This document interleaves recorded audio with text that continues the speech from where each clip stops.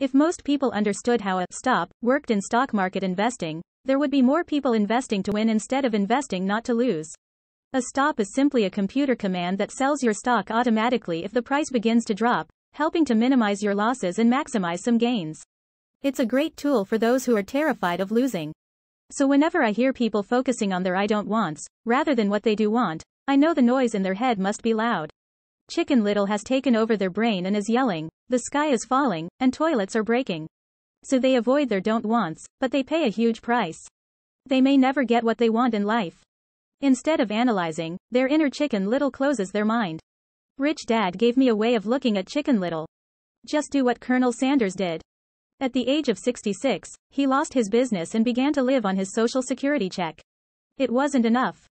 He went around the country selling his recipe for fried chicken.